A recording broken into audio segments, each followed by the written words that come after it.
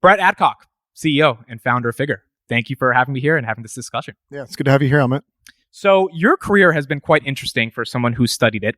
Vettery, Talent Marketplace, $100 million exit. Archer, eVTOLs, hardware, DeepTech company, took it public.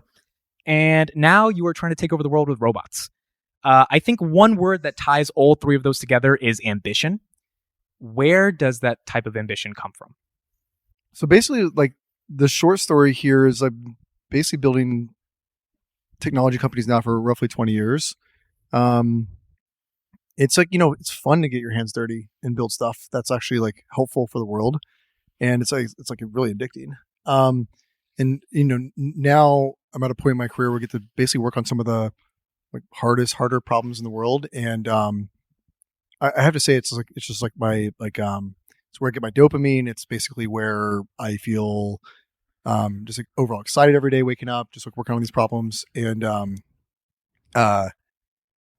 it's basically where I'm going to basically devote the rest of my career to doing. So not everyone can wake up and say they're going to, they even have the unmitigated gall to say, we're going to build robots. We're going to build flying cars. We're going to build a talent marketplace that has network effects that scales. I think the deeper question here is dopamine is one thing, but is there a bigger motivating drive of leaving an impact on the world that's causing all of this right now? I think it's really clear that we can like go out and do things and just build stuff and it like works. And I think for me, I really want to just ultimately wake up to a world that's exciting and inspiring. And, it's what I try to set out to do with, Archer and Cover and Figure and my companies is go out and build stuff that's like really important for the world. When did you decide you were going to be an entrepreneur? I basically grew up. So I grew up in the Midwest on a third generation agriculture farm. My parents were, like entrepreneurs their whole life. And it was like a really young age, like, dad and mom were like, if you really want to control your destiny, you got to go out and start your own business. Right. So I think from early age, started working on different startups and earlier projects. I liked it, enjoyed it, knew I was kind of going to do that rest of my life. Vettery, can we start with that first startup just to give people a little bit of a background of your life? This was a successful company, but it drained a lot out of you. And I think it taught you a lot before getting to Figure. So what was that startup about? Yeah, so I started Vettery in 2012. Basically like it's short story is Vettery is a recruiting marketplace. We got basically employers there, job seekers there, and we try to make matches without like any human intervention. Right. So we try to use like, at that time, like early versions of AI to basically match, employers with job seekers and basically make it so you didn't have to hire a third party recruiter. Basically outside of spending time with loved ones, you spend most of your time at work. Not everybody's like super happy with their job. Right. If you look for a job, it's just like, it's an awful experience. Yeah. So the goal is like try to figure out how to kind of reshape that whole process for finding great talent and looking for jobs and basically building like an online marketplace to go do that. So Vettery is an online marketplace, like kind of two-sided marketplace. We started basically in tech. We were basically in 18 kind of cities at the time when we sold the business in 2017. And it was just like a lot of ups and downs. We had to, pivoted the business a couple times, like raise a few emergency rounds of convertible notes to try to keep the business afloat. At one point, I took a loan out for like $50,000 to pay for rent and other living expenses in New York City. It was just like a lot of ups and downs. $100 million exit. Is that life-changing wealth for you?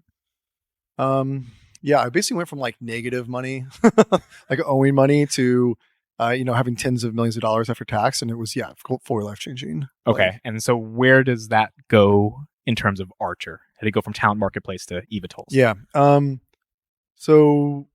Ended up selling Vettery to a company called the Deco Group out of Switzerland. It's like the largest recruiting company in the world. Yeah.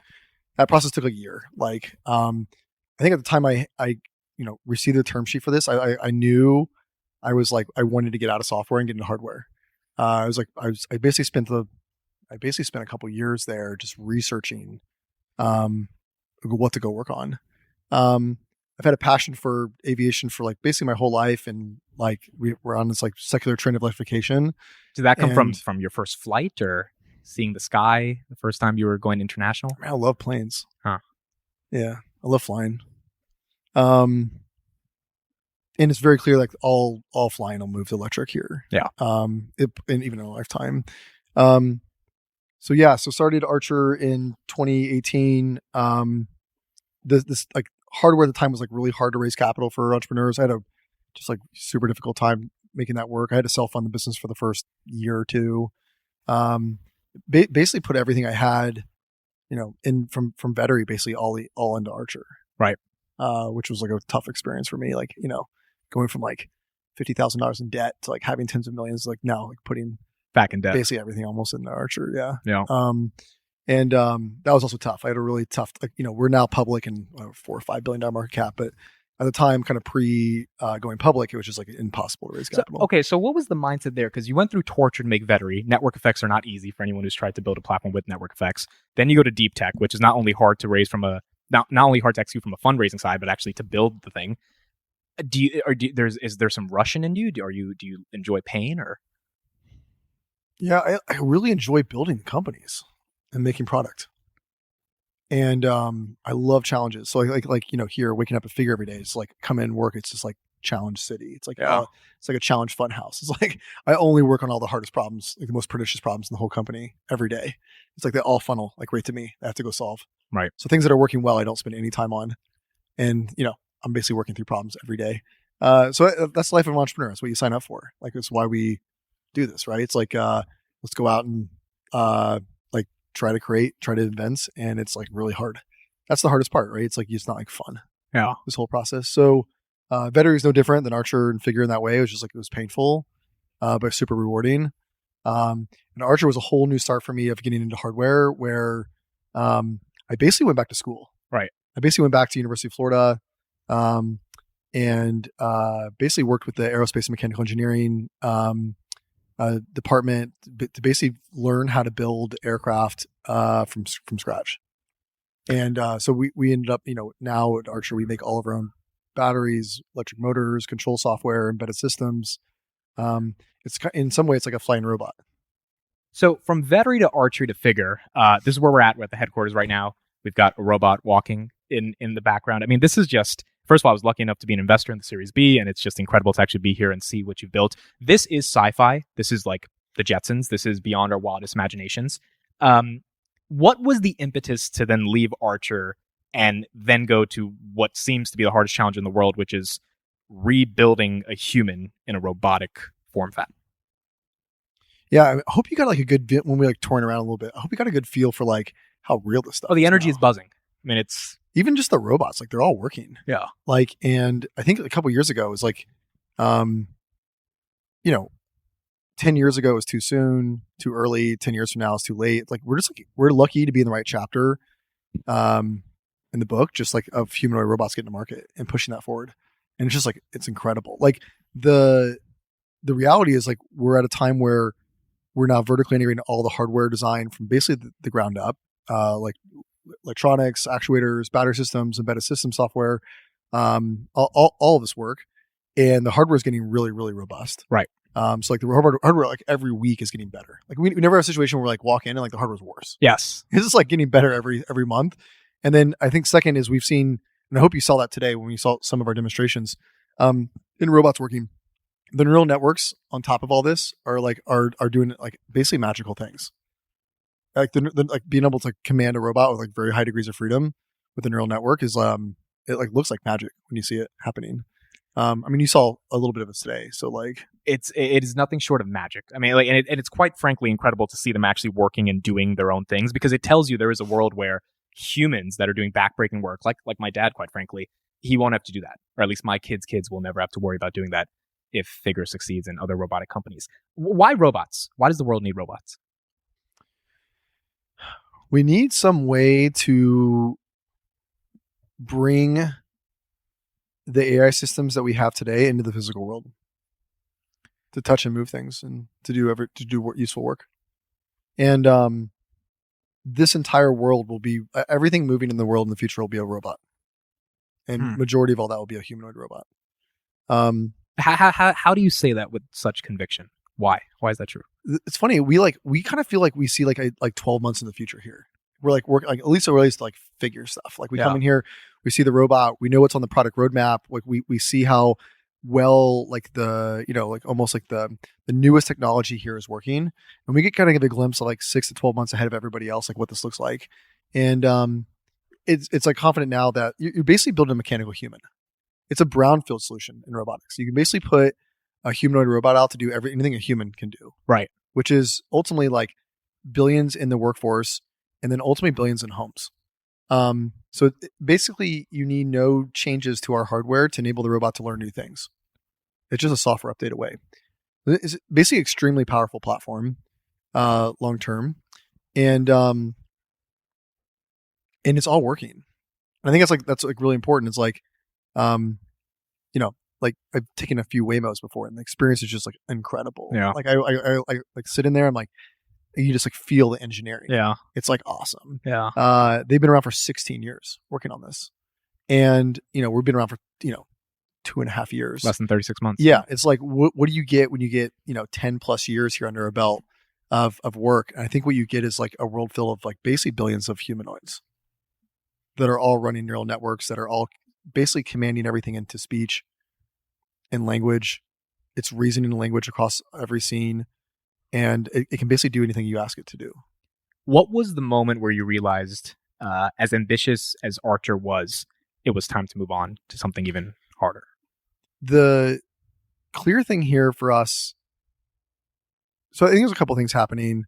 I've been lucky and fortunate enough to be able to both found and fund a few different ventures here that I think would be really important. Right. I started a company about a year ago called Cover, working on basically school shootings, technology to help like basically detect concealed weapons. Like Archer's got like an incredible path to basically bring basically sustainable transportation into the skies and help move people around. I think but Figure has a chance here to build perhaps one of the most important assets in our lifetime. Once we have humanoids building other humanoids doing useful work in the economy every day, I can't really think of a more important asset in the world than that. I can't either. Yeah, so I think it's for me, it's just like a hard technology problem, and I think it's gonna be extremely impactful business for humanity long term. Were you like watching a video? Did it pop up on an Instagram reel? Because you can't just wake up randomly and think robots matter more. I've been like reading like Isaac Asimov books and dreaming of robots my whole life. Gotcha. Flying cars, robots, like the future is going to be crazy in such a good way. And I think at a like fundamental level, I really understand better, I ever had my whole life how robotics it works. And I think and it's clear that like this can be done from a technology perspective. So we're pushing at it harder than I think you can ever push. Like we're trying to move extremely fast, deploy capital very carefully, like basically innovate across technology as basically as quickly as we can, right, to improve it. Push on robot learning as basically as hard as possible. Like AI for us in robotics is like the future, so we're pushing on that like internally as hard as we possibly can. Yeah, and I happen to believe this will probably be one of the largest businesses in the world as well. Okay, so let's get into the math of this. So the we have labor as a percentage of global GDP, which is in the tens of trillions. Most of the jobs that people do across the world are in factories and warehouses. Is the goal of Figure to eventually replace those jobs so that those people don't have to do the work and the companies have margins go through the roof, free cash flows go through the roof because they don't have to pay those expensive? Or is there a sort of different long-term goal from an economic perspective on the business of Figure? Yeah, I mean, there's a couple of sides. We have like two parts of our business. One is we want to ship robots into the home. That's a very hard safety, security, like basically an overall like common sense reasoning intelligence problem that we're trying to push on really hard here internally. Right. And we'll be a lot more vocal about this in the first, like basically even in the near term. And the second is how to deploy robots in the workforce. Every customer we go into, which we have 2 signed now that are very large businesses, has massive labor problems. They can't find enough humans to do this. The turnovers are extremely high. It's really expensive to like find replacements. Because people don't want to do these jobs anymore? Is that what's happening? These jobs are not great. They're boring and repetitive and nobody wants to do them. It's like, it's hard to do If I was asking you like 10 hours a day to do the same thing over and over again, it's like, Would how not be long fun. how long could you do that for? No. Like 10 years, 5 years, a month. And so a lot of the work that we see has over 100% annual turnover. There's like basically a hard problem just like recruiting labor. In the US, we have like 10 million jobs unfilled in the US. Yep. So I think it'll be a while before we're like, you know, it'll take us a while to like really help fill that void. So if there's a labor shortage, then the narrative that some of the robotics doomsday people have about robots taking your jobs, you are sort of diametrically opposed to that thesis. No, I just think that like what we see right now is not like one-to-one, like trying to replace human jobs. Right. I think but I think, listen, over time, like this is, humans have gotten really good at automation. I grew up on a farm. Like there's not a lot of farmers these days. Yeah. I don't think people are upset that a KUKA robot arm is like lifting chassis up inside of a car manufacturer anymore. Yeah. So nobody's like, oh, well, I'm like upset that I don't have to do that job. It's a terrible job to go do. So I think, this is like it's an option for humanity to say like any type of physical work that we do, whether it's, in a manufacturing facility or, type of workforce work, or in a home, walking a dog, making coffee, it'll just be a choice. You can either choose to do that stuff yourself, like the old school way, or you can ask your robot. Right. Ask your figure robot, like, I need to go do this. And you'll just talk to it and it'll just output actions. And you really think that's going to be a thing where you tell your robot to do the laundry and it just does it? Yeah, we do that sort of stuff today in the office. Yeah. You basically are the long-term UI for humanoid robots is speech. You're not going to pull your phone out to like type something to the robot. It's like standing next to you. You're just going to talk to it. And it's going to reason in language and it's going to output actions that are intelligent. So it's funny you bring up phones. Apple does about $90 billion in revenue a quarter. $45 billion of that is the iPhone. Is there a world where $45 billion is going to be pennies when it comes to the amount of robots that can scale? As in, Figure is not going to worry about doing $45 billion a quarter in terms of robot revenue. This is going to be hundreds of billions, aka trillions of dollars of market cap around robots. It'll be like trillions of dollars of revenue. Yeah. Okay. I mean, so why? Like for the skeptic that's watching, they're like, this guy's out of his mind. Why is that true? Okay. It basically, if you had like unlimited, you basically have a mechanical human. So you have the ability to put unlimited amount of, over time, like really affordable robotics solution into anything you want to do. Like whether it's home, doing laundry. Like nobody wants to do laundry. I'm like, oh hell yeah, it's like laundry day. It's like sucks, right? Or unload the dishwasher. Like it's like awful. And no, you're never gonna want to do that. We just do it because we have to. You're never gonna want to like, oh great, I get to work here for like 60 years. Yeah. And do this job and like, and do that. I think that'll be a choice. And I think that's really exciting for all of us. Like, to think that we're like, average lifespans are 80 so years and we're like spending majority of that at work. Yeah. It kind of sucks. And so in the limit here, I feel like this business is going to be massive. You're going to be able to deploy billions in the workforce, billions at home. I think every human's going to want a robot. You're going to want every robot. You're going to want a robot just like you have a phone today. Yeah. Or a car. You're going to have a robot. It's just going to do all the stuff for you. It's going to make coffee and laundry and walk the dog. It's just going to do whatever you need it to do. So in terms of ambition, you can't find a single problem that's bigger from a market opportunity than humanoid robots. A little under 50% of GDP is human labor. This is going to be the biggest business in the world by far. It'll be bigger than it'll be bigger by a long shot. What role does Nvidia have to play in all of this? If we have hundreds of thousands of robots, billions of robots, are they all going to need GPUs? Certainly seems that over time here, at least internally,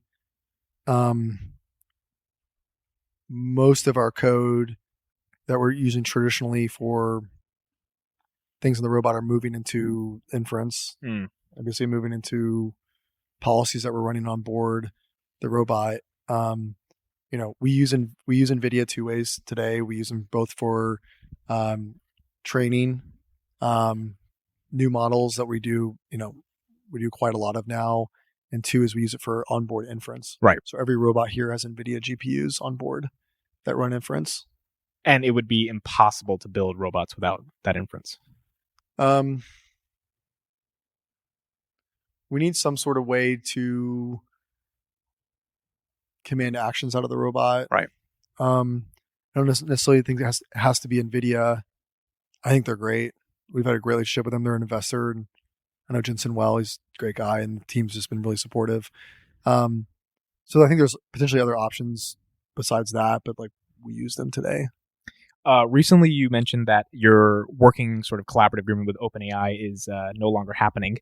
How are you guys training these robots? What models are you using? And OpenAI has 300 million weekly active users. They have one of the best models out there. Why aren't they inside of your robots? Yeah, this is a good topic. We we made an announcement last week that we're left our collaboration agreement with them.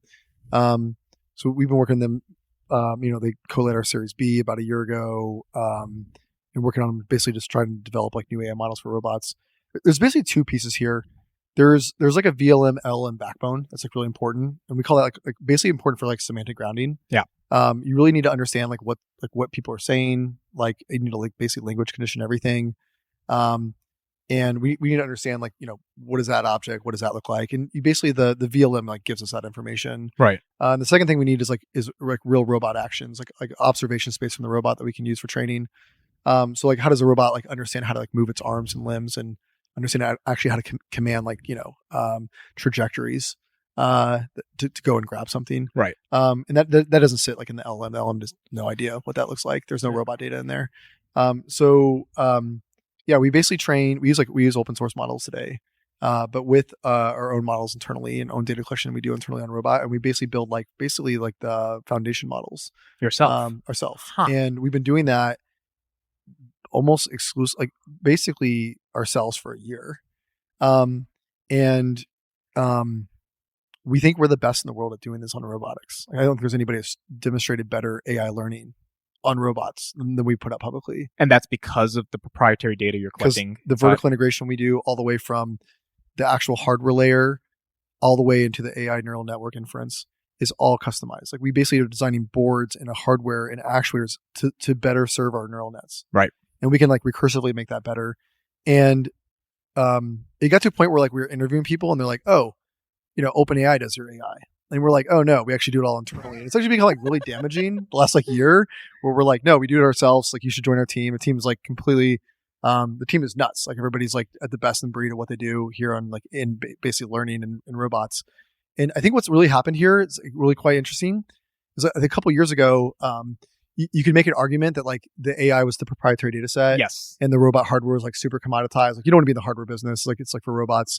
And that's like basically completely flip-flopped. Yeah. You basically need the robot hardware to do like in-domain robot training sets. Like you basically need to be able to grab data from the robot to do training. There is no like good hardware on the market. You can't go out and like buy a humanoid and like that's a good quality, get good hardware and to train neural nets. So basically what we were left to do is like basically build really incredible hardware from the ground up. We're now, we just got through like our 3rd generation rev at this, and we've gotten like, I would say pretty good at it. And what we're doing on top of that is building the best neural nets, basically building best hardware for the best neural nets in the world, and like going back and trying to make that better every single cycle.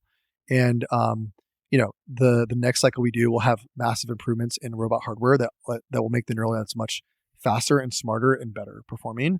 And you have like 2 different groups in the space. You have like in the landscape for this, you have like a group of folks that are trying to build like almost like Chinese robots. Like here's the hardware. We don't care about what AI is. We're agnostic to it. Here's the hardware. Let's get the hardware out, and you do whatever you want with it when you get it out there. Right. And I don't really care like what AI policies are happening. Like never did any testing around it. Don't like are agnostic to it. And the other side of the group is almost like kind of like AI as a service. Yeah. And there's a bunch of groups that are going after that, like almost like I don't want to have robot hardware, but I want to build the brain for robots.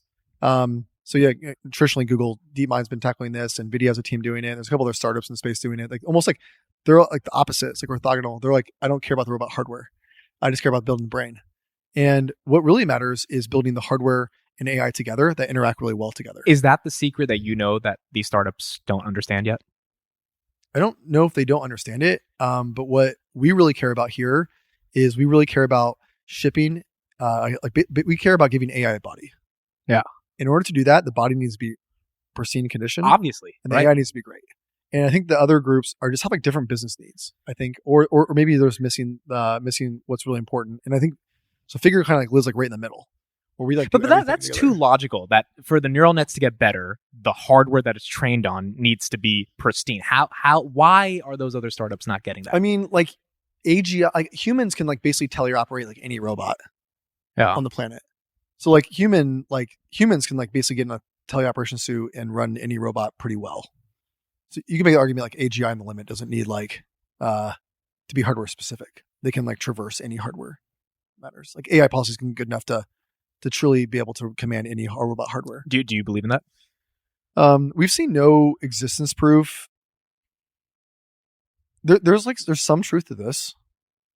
But the real fundamental problem comes on where are you going to get that distribution for AI systems? Like for instance, like if you don't have any hardware today, like and you have like really good AI, like you just like the AI is great, you can put on any hardware. What you're going to want is you're going to want much more data, like coming off the robot, like in-domain data coming off the robot, doing use cases, the new, the next generation robots out there. You want data from that. You basically want like as much data coming off the robot at all times as possible.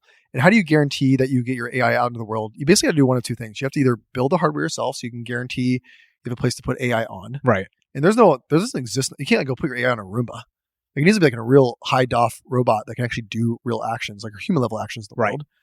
And the other way is like basically sign exclusive rights to the AI of that company. So you're basically almost like the company's like basically a dumb hardware play, and you want to be the AI unit for that.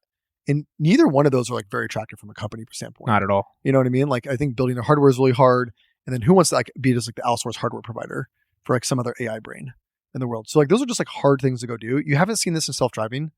Self-driving, you really need in-domain robot data. You need like the car data. Yeah. So you just can't take like some neural net from like Waymo and give it to Cruise. It doesn't work. So there's been no existence proof today to show that that's possible. There are groups working on it. We happen to be like in the luxury that we actually have our own hardware and we control how much we do of it. Yeah. How many units we make. We can customize it. So we don't have to worry about solving that problem today because we have our own distribution for this. Right. But I think there's a piece that people look at it says like hardware's hard. I don't want to get involved. Another piece of this is just like, here's hardware, like somebody go do something smart with it. And I don't think those have been doing too well. Do you think you could have told 2 years ago that it would flip from software to hardware being the advantage, or did you kind of just luck into the fact that happened? Yeah. So our long-term vision that we posted on the website is like, we believe we need to be AI first in the market, and we believe the through line goes through the workforce into the home. Right. But if we back up and like work backwards to here, my vision was that we need to get really robust and really safe and really high performance in the workforce. And that'll basically build a path into the home. And I think our plans for the home are moving like almost like left every month now. Yeah. I think just been really exciting. And the other thing is like, we need to build a really good hardware. You're not going to build like a really great robot with like really shitty or mediocre hardware.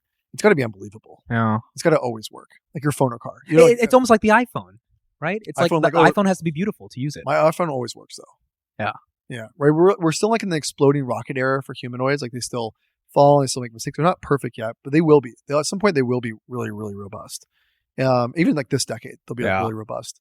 And so we need to build really good hardware to make that work. And then we kind of do a really good robot learning on that hardware. And so in some way it's like almost sequential for Figure is like without really good hardware, we really can't do really great robot learning. So we spent the first year and a half like building really great hardware. And we've probably been spending the last like year now like trying to do a really good robot learning. And if that hasn't already been apparent to the public, the next 30 days of stuff that we're going to show have never been demonstrated on a humanoid robot in history. Do you have a chip on your shoulder? I don't know. You've had a lot of success in life already. So is the motivation just do hard shit, build hard shit, or is there something you want to prove to the world? Is there a necessity for the name Brett Adcock to live on long after you pass? No, I think there's a necessity for hopefully the work that we're doing in the space at my companies to live on for a long time and really help. And listen, I think it's for me, like it got like, kind of post even better, it's like it wasn't really about the money. Like made plenty of money in my career. Like this is about like the ability to build perhaps the most important business of our lifetime here. And we have the chance right now. Like if we take, I did all hands like last week. And I told the team, like really frank, like this is the year where we have to build basically a transformative company. It's going to be harder than every other year we've ever had. And if we take 2 years off, like say we took a break, we would for sure lose. Yeah. So this is like, we've somehow gotten elevated now to a chance to like, to play in the big leagues, to go build something really important. And we have 200 engineers that have all signed up for this. They've all come on board with this attitude of like, we have a chance to go build something really great, and we're gonna work hard. Yeah. We really care. We're gonna come in the weekends if we need to and catch up. Like we have that. We have the people here that are truly exceptional, and that's the way. Like, we really haven't talked a lot about this. We're talking about the robot, right? And like the things it's doing, which is great. But everything behind there is are the people. Like people build really great product. And so what we have here at Figure and the folks behind us is like some of the, I think the best robot and AI folks in the world are sitting here behind us. And they're just cranking. They're all just working right now, try to ship product and make this really work. I was going to ask, what's the character? What's a basic characteristic of a typical Figure employee? We have a pretty unique culture. When I started, having like, when I founded Vettery, learned a lot, founded Archer, scaled that team out, built 4th-generation aircraft, took it public. Like I learned a ton. When I started Figure, I had a chance, almost every time you have a chance to like take a step back and say, how do I do this really like, much better? Yeah. And you make mistakes, and sometimes you make the right calls, but you like recursively improve things.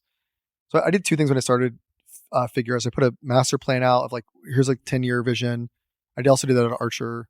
Something unique I didn't do at Archer is I put out a culture document, which is like, here's the way I expect you to behave. And here's what we believe in. And, we start with our mission, vision, values. We go a little deeper into that and say, what we care about, what we value here. And we value like a really flat org, like very low bureaucracy, very fast speeds, like being right. There's not a lot of middle management. No middle management. We believe in being like making the right decisions here. Like meaning like, how often are you making the correct decisions out of like 10? Right. Or how do you like put odds on that? And so we have like extremely flat org. Everybody here codes or CADs, even the directors. So there's no non-coding entities. We don't have anybody here that doesn't do work, including myself. Like we're all like hands-on doing stuff and trying to ship product. And I think even like towards the tail end of Archer, learned a lot where I woke up one day and I was just like in like this like stuffy corporate executive conference room. Yeah. And I was there for a year. And I was like, where have I been? Yeah. Taking the company public. Every quarter I had like 2 days of board meetings, earnings calls, callbacks with analysts.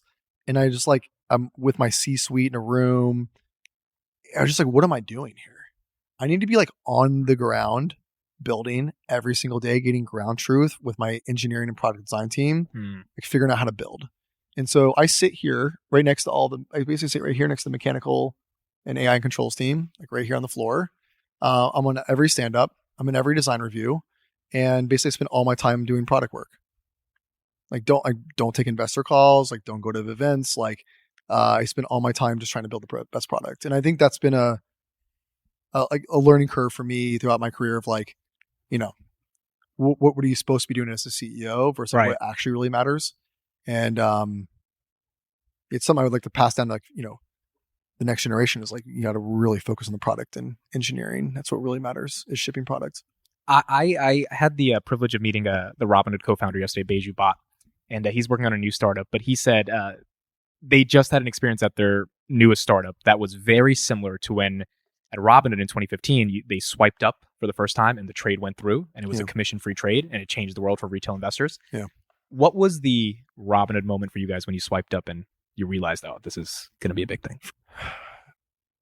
I think it was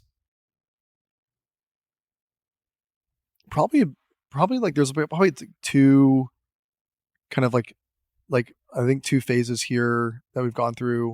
I think the first one was like first on the AI side. Like our first generation hardware on Figure 1 wasn't great. Like the hardware was like built really fast. That was on purpose. We wanted to get something to our AI and controls team as quick as possible, but it wasn't very reliable. Like it went down a lot, had a lot of failures. You know, rightly so. It was made really quickly. But we basically about a year ago, we started basically doing a lot of internal AI work, and you could see neural nets performing really well on very low amount of robot data, like very quick turnaround. You get neural nets to do something like really exciting, and we put out some of those videos, and I think that's like first is like, wow, that was like really impressive. And I think the second piece happened when we started like probably the last like 4 months with Figure 2. Yeah. I mean, this robot just like works. It like barely ever faults. It works all the time. All of our fallen for the past 45 minutes. All of our problems exist in software. Like, you know, when we have issues, it's a software issue that we can go fix and just like software update the robot. It's not a hardware problem. You know, we're now working, you know, on like the next generation, and that robot will be another kind of order of magnitude step change in design that we had now. So I think it's just like at a point where you're seeing all that now come together where it's like, it's just all working. I think, probably the last 90, 120 days have been like, this is working, and it's working much faster than we thought. Like it's been 2.5 years, and the bottleneck now is just more robots, more compute, more data, more training data. Right. Like how do we get more of that? So we're going to make a ton more robots, and we're going to do, everything's going to be elevated from here, like order of magnitude from what we have done last year. And it kind of, so I think that segues into this question. The reason more compute, more infrastructure, more scale is because, and here's the question, is demand endless for this product?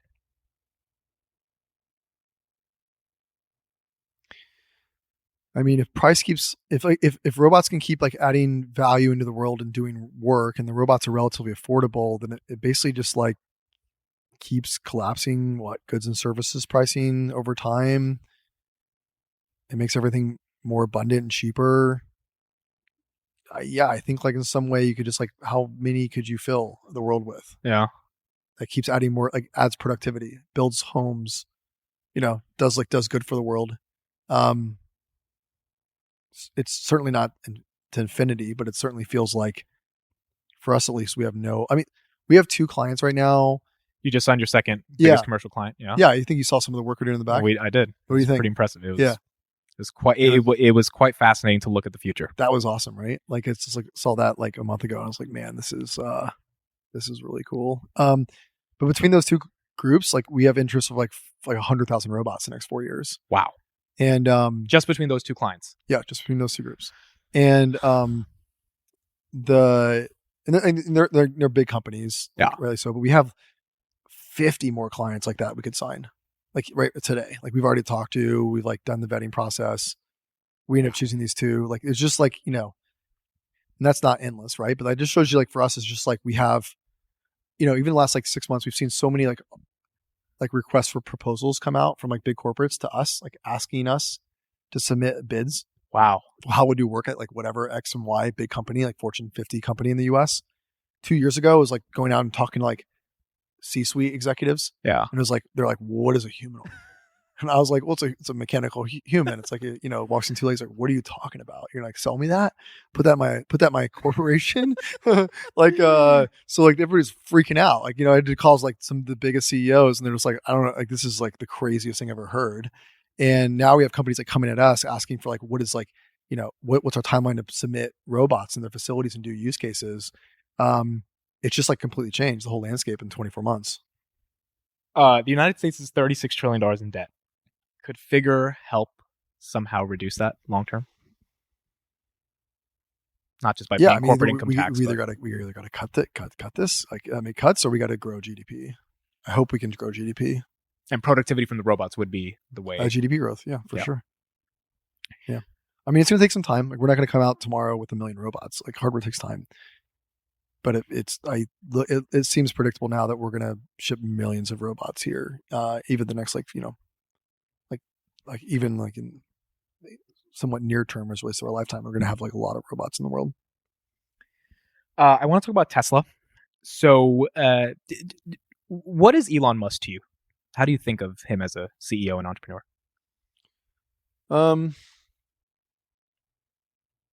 I don't know if I have a view on him today, but certainly like when I was like growing up, I was like a generation behind Elon. Watched him as like one of the best business builders of our lifetime. Yeah. I think he does a lot of things that are probably pretty unique for a lot of founders and entrepreneurs that might not be so unique when you look at like the best builders in the world last like 100 years. Yeah. And also to be able to see somebody that cares so deeply about doing really great work, it's also hard to find. So yeah, I think he's just absolutely exceptional. Tesla obviously is working on the same problem with their Optimus robot. Is the space big enough for Figure and Optimus to win? Is this a winner takes all? Or how do you conceptualize the demand versus the companies chasing that demand? My view is this looks a lot like, my view is it's going to be a small amount of, I would say like winners take most of this market. That's fair. I don't believe that one group will figure out a way to be like somehow 20 years ahead of everybody else. And I also don't believe that everybody will figure this out. Right. So, I mean, if you looked at like electric vehicles, autonomous vehicles, I mean, hell, even eVTOL, it's like, right. Like even it's like when I started Archer, it was like, there was like an eVTOL directory. Yeah. It was like, I remember when we went public, telling it, it was like 800. It was tracking 800 eVTOL groups. So I was doing questions. It was like, with the 800 groups that are competing against you, I'm like half of them have like cartoon drawings, and they're calling them a group.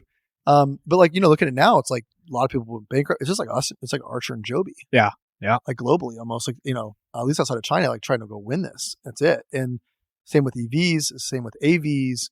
And there's gonna be no difference for humanoids. There'll be a couple groups in the world that are really good, that soak up most of the capital, that have the best talent, that are making the fastest progress in the product.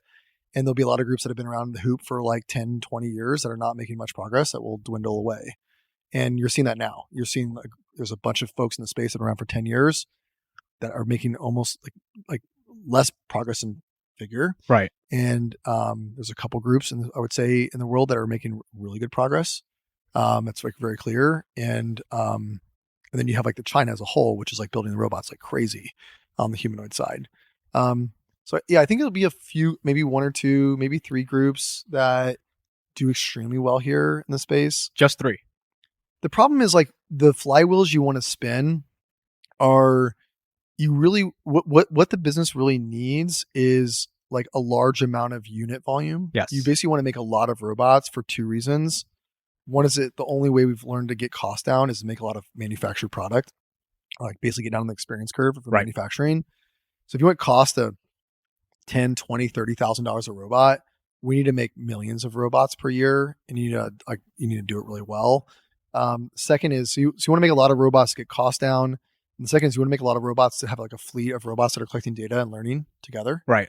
One thing that's really cool about a humanoid is once one robot knows how to do something, every robot in the fleet knows it, which is like a huge advantage to humans. Like I watch all my kids learn how to walk, or learn how to do things the first time. They're not like learning from, they're learning by failure, like almost like little RL agents. Yes.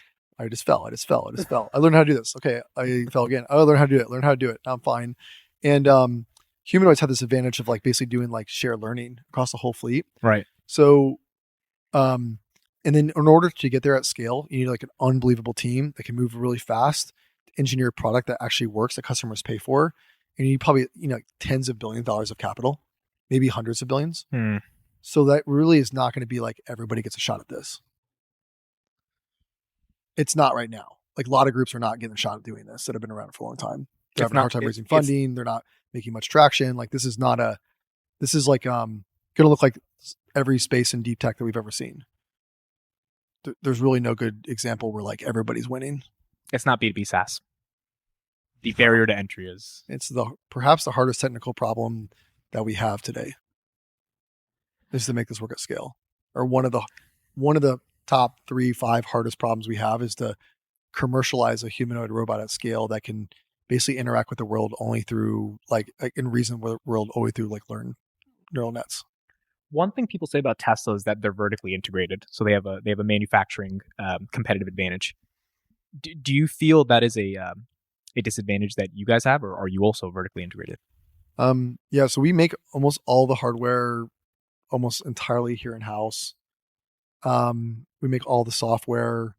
Or when I say that, we say we design everything end to end. We also we design and launch and deploy all of our own neural nets. And then we're doing our manufacturing ourselves. So you saw the manufacturing line for Figure 2. Yeah. We're doing all ourselves.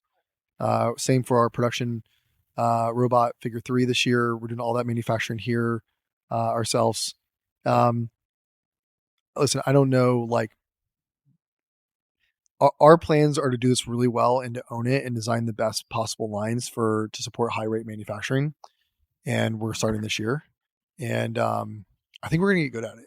Yeah. I think the thing I've realized more and more, just like studying, like, I have like a ton of books on my desk, just I'm constantly reading. This is not a car. Like if you like, when I walk like BMW, like there's a very big difference between like manufacturing a cell phone and a car. And the biggest difference is you can't hold the car in your hands. Right. You have to have machines that move this like thousands of pounds of chassis around the facility from A to Z. So you have to develop basically you need a lot of space. And you have to do that because you can't hold it. A human can't hold the part in your hand. A phone or a robot, you can hold any part in your hand. Right. And that allows us a ton of flexibility on the manufacturing side.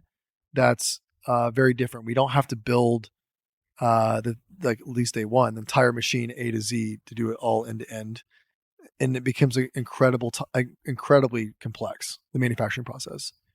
We are designing automation in here. So we basically have robot plus manufacturing automation that can do this end to end. But it's a very different experience than what Tesla's or like the car groups are doing, right? As always, the car manufacturing.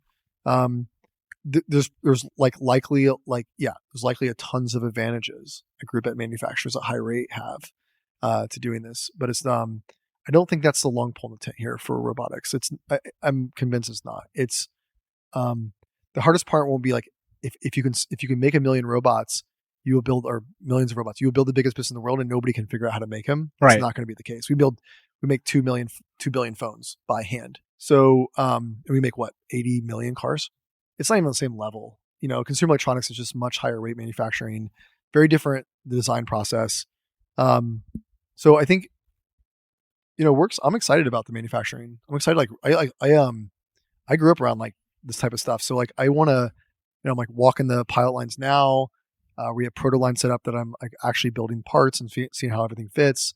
We have weekly reviews on basically our manufacturing engineering team that's like designing all the line layouts for different parts of the robot. So I assume we're gonna like hit like crazy amount of resistance doing this really well, but we're gonna go all in. We're gonna just do it, and we're gonna try to do it at the highest level possible. How was the process of raising money for Figure in Series A? I mean, when it was just an idea on a napkin.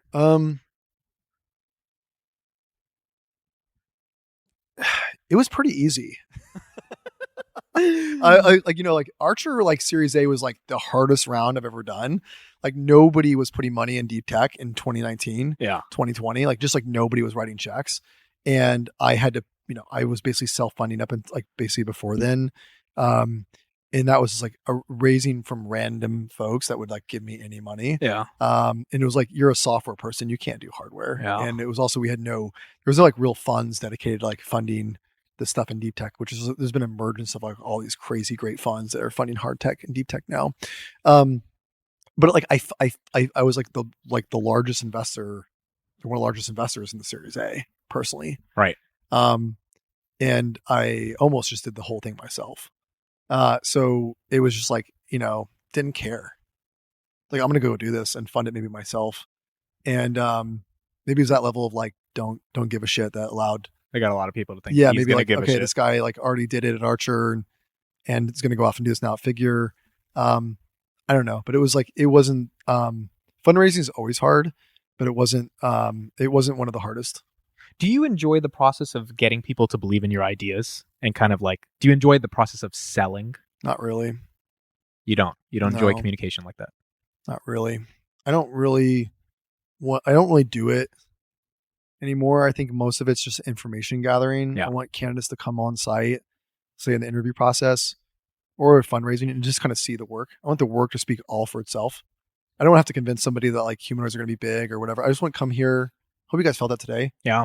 Come in here and just like see it and feel it. It's like very different than when you like look on the website or you don't. Like we have a saying like we won't give an offer to a job seeker without them coming on site. Yeah. So you just like don't get to feel like what we're doing or see what we're doing. It's very, I don't know how to, one of my agendas for this year is like to figure out how to make that feeling when you're here, feeling for everybody on the outside. It obviously would help with everything we do, right? Right. Like just like selling commercially and like recruiting and raising capital and everything.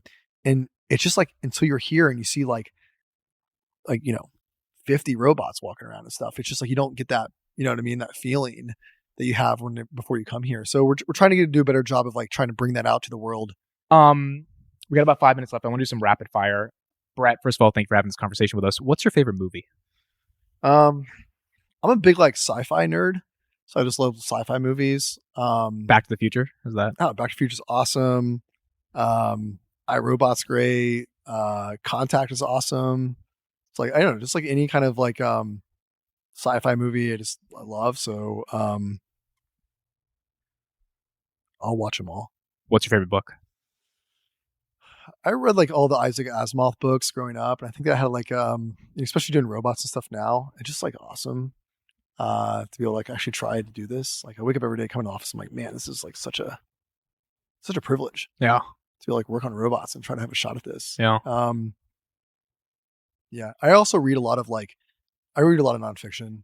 So like a bunch of manufacturing books on my desk and like electric motor books and things like that. So I think like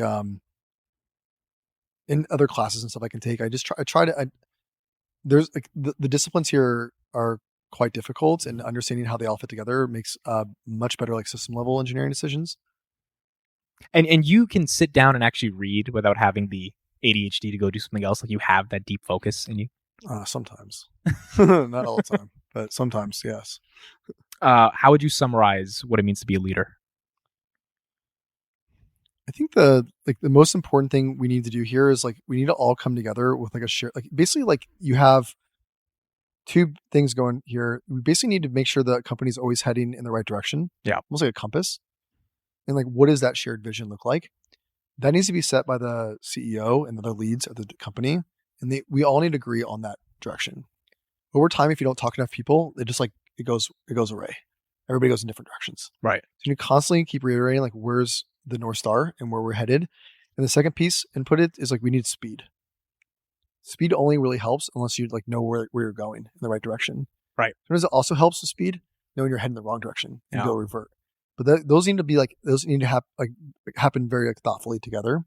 And I think the best leaders I've seen in my career are folks that get those really right and assemble like the best talent in the world. Right. That ultimately output the best product. Like, that's the formula here. Is we need like a really great product people use, like retain users. They love using the product. It makes them happy. Yeah. And then in order to get there, you really need the best team in the world.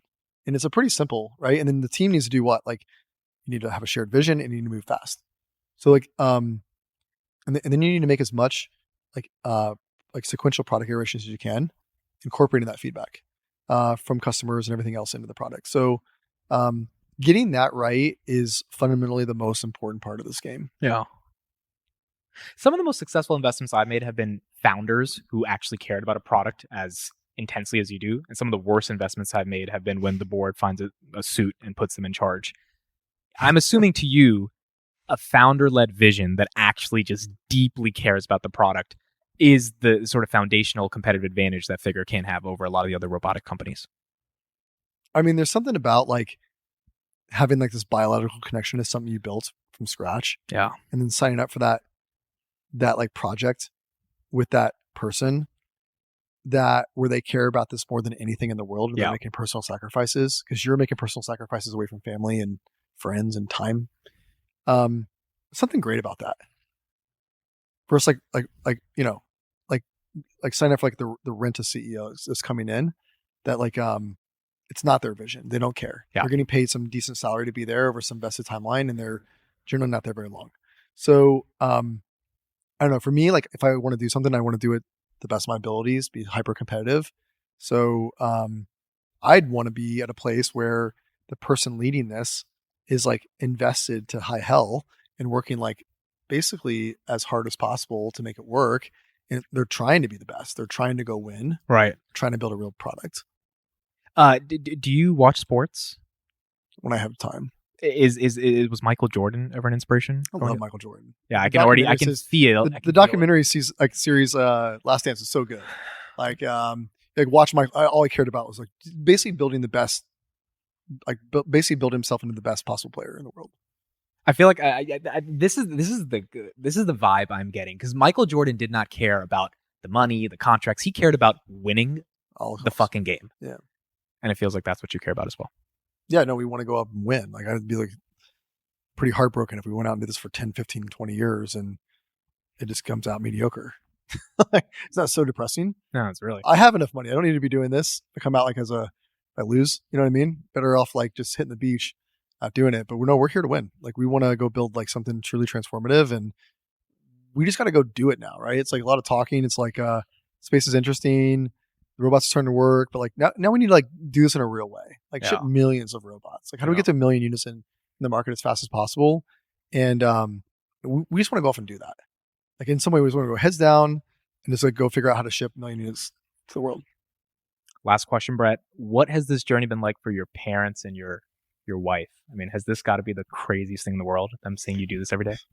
I mean, so my wife and I have been together now for like 20 years. Wow, congrats. Yeah, since like basic college. And I mean, she's just been here from the beginning, so super supportive. Parents are as well. Yeah, it's like I think there was a time when like the first few innings of starting some startups, everybody's like, "What the hell are you doing?" Yeah. And then it's like, okay, it's kind of working now for you. Keep going. And I think getting into hardware was kind of also like one of those periods, like 10 years ago or so. And yeah, anyway, I think everybody's like super supportive. Like I've gotten to a point in my life where like, you know, you kind of have like three things in life. You have like work, and you have your, family at home, and you have like friends and like the annual golf trip and everything else. Like I've had to shut out like that last piece completely. Yeah. Like, no more of that. Like can't have time. I have like, 3 kids at home and a bunch of these businesses I've started now that I have to run. And I think, I just have no time for it. So I've like, made a decision like 6 years ago or so to like just spend time with family, just spend time with work, and just try to do those really well. Brett Adcock, it's been an honor. Thanks, Thank you. Amit. Yep.